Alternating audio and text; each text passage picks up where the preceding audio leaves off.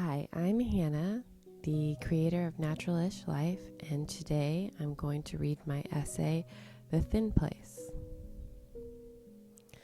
I woke up knowing, not in a dramatic way, just a quiet recognition that today was going to cost more than I had. It was a cold Tuesday last January, a school day, so there was no choice but to muscle through. It started with the usual bargaining. Eat your breakfast, brush your teeth, say goodbye to Dad, and then 6 mittens, 3 stocking hats, 3 coats, and 6 snow boots later, we made it to the bus stop. After Esme was off, I stood in the kitchen with Aura 3 and Ivy 2, and told myself we needed to get out of the house. The air outside was too bitter for a real outdoor adventure, so the library it was. I had recently started intermittent fasting, which on a normal day is fine. On this day, it turned me into a ticking clock, hungry, irritable, and a low hum of something just beneath the surface.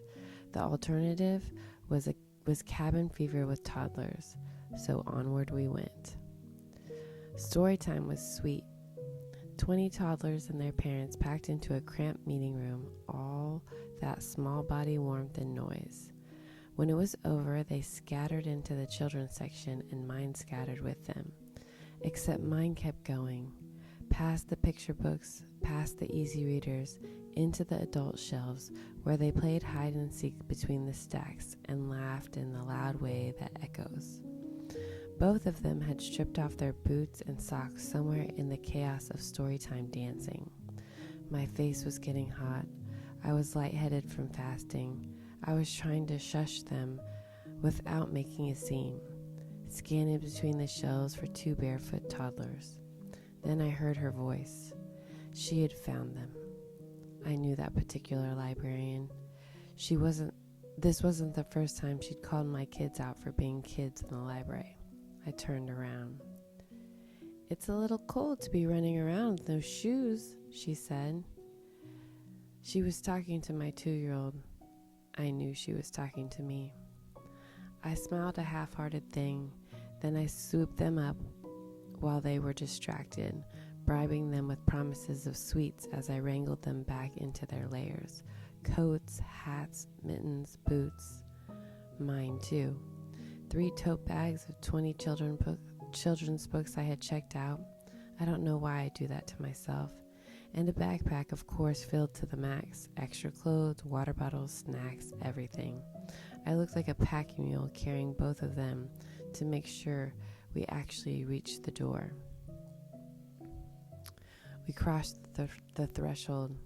Little Ivy's boot popped off. I dropped everything. Tote bag, backpack, all of it. Set both girls down, got on my knees in the entryway, and tried to get the boot back on as fast as I could. That's when I heard her, a mother from Storytime, a sweet voice already moving toward me. "Can I help?" "No, I got it." She moved on. I got the boot on. I was sweating in all my winter clothes. I walked to the car with my head down. The girls were feeding off of my energy by then, frantic because I was frantic, unsteady because I was unsteady. They didn't want to get in the car. They wanted to open the door themselves, climb in themselves, do it all themselves in the slow and deliberate way that toddlers do. I ignored their protests and put them in the car. I nudged them firmly into their seats and told them to buckle up, loaded the bags into the trunk and got into the driver's seat. And then I just sat there, head down, quiet. We stayed in the parking lot for more than 5 minutes while I waited for something in me to settle. I didn't say a word, neither did they.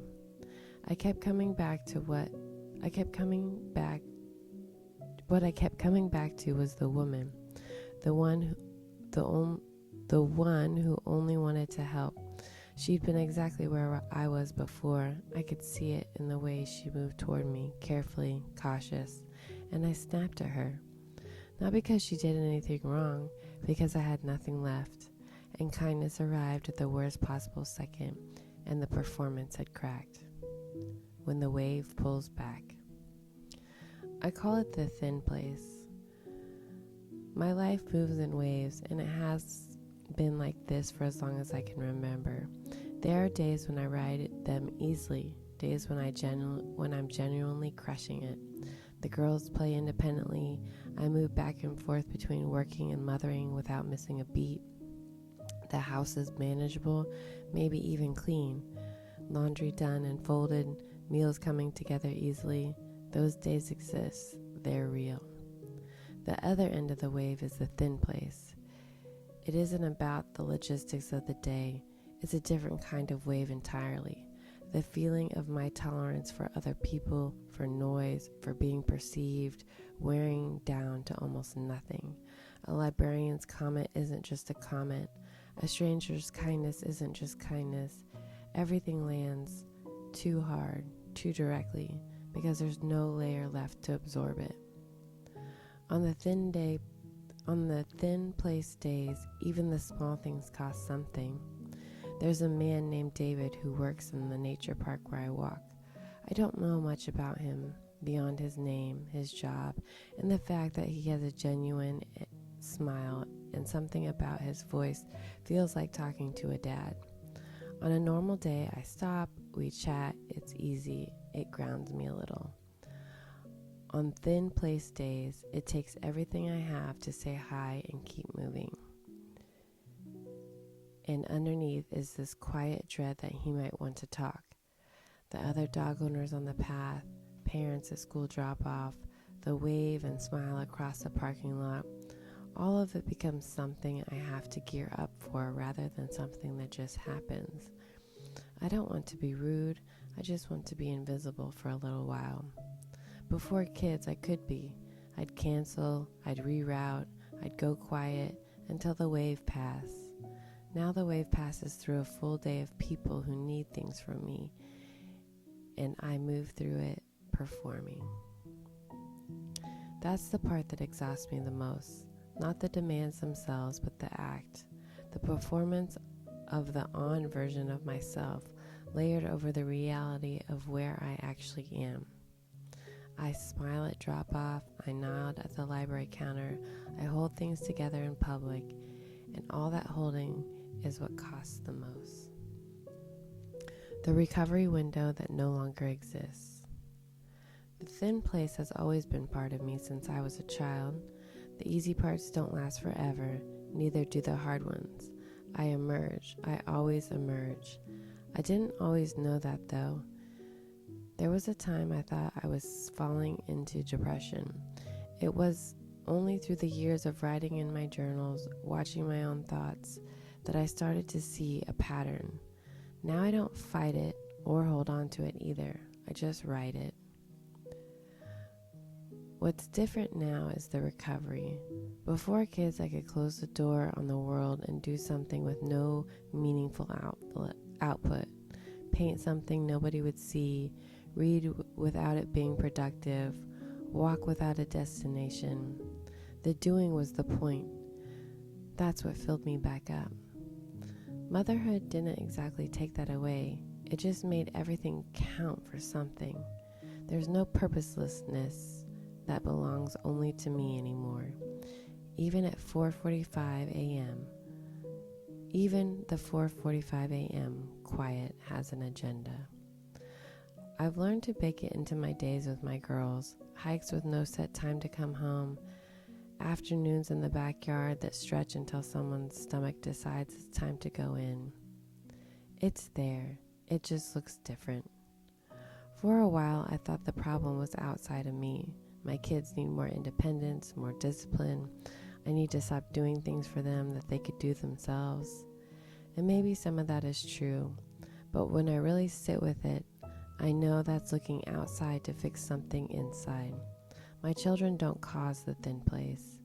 It's just they make it impossible to hide from it. The performance is what costs you. On the thin place days, I have a system. I don't love it, but it works. Barely. I break the day into pieces. Between the pieces, I give myself something small. A scroll, something sweet to eat, a few minutes of nothing useful. Before the dishes, I'll lean against the counter, phone in hand, watching videos that don't matter. And then it comes, "Mom!" And I yell back in a long, drawn-out, sing-songy way, "What?" As if their beckoning is interrupting something important. It isn't. We both know it isn't. I know that sound, the voice of someone who loves her children and has nothing left to give.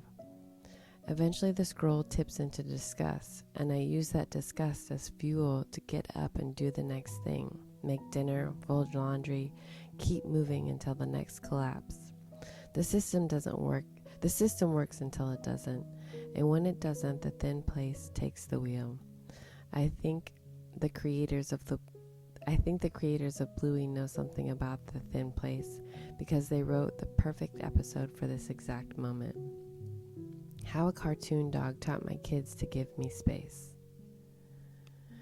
There's an episode of Bluey, the Australian cartoon about a blue heeler puppy that has, at this point, parented my children nearly as much as I have, where Chili the mom tells Bandit the dad that she needs 20 minutes where no one talks to her. Just 20 minutes.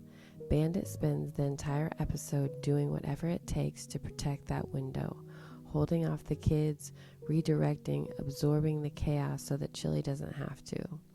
My girls have seen that episode, which means they understand the 20 minutes in a way I never had to explain. They saw it first in their favorite cartoon, which means it was already real before I ever needed it. On the hard days, when I feel the thin place closing in and the performance starting to crack, I tell them, "Mommy needs to go into her room for 20 minutes. When I come out, I'll be nice, Mommy." I go in, I close the door, I change my clothes. The last part matters more than it sounds. The costume change is part of it. When I come back out in something different, something shifts. Not just for them, but for me. It's an intermission, a chance to step out of the performance, however briefly, and step back in with a little more of myself intact. The thin place doesn't disappear in 20 minutes, but sometimes the costume change is enough to keep going. What a 6-year-old knows. Esme is 6. She's my oldest, and she is at times my biggest trigger. The one most likely to ask for something she knows she can get herself. The one who has learned that if she says, "Mom, I need more water," I'll get it. She has leaned into that maybe a little too comfortably. She is also the one who feels me most acutely. When the mom rage comes, and sometimes it comes, her eyes fill. She absorbs it in a way that the little ones don't. She is tuned to me. Yesterday was rough. I couldn't seem to gather enough energy to perform. She looked at me and said, "Mommy, you need to go into your room for 20 minutes and come back out nice, Mommy." Then she turned to her sisters and said, "Mom is going to her room for a bit. Let's give her a little space." I could hear her deflecting her sisters when they came towards the door, solving their problems as best that she could to keep guarding my 20 minutes. She had been watching. She learned the language, the practice, the mercy of the closed door, and she used it because she felt it coming before I said a word. I went, I closed the door, I changed my clothes, closed my eyes and took some deep breaths. In the quiet, I thought about the woman in the library parking lot, the one who offered her hand and got the sharp end of me instead. I hope she knows. I think she does. The thin place passes. For me, it always does. And while it's here, sometimes a 6-year-old holds it at bay. 20 minutes, a closed door, her small body standing in the hall. And that turns out to be enough.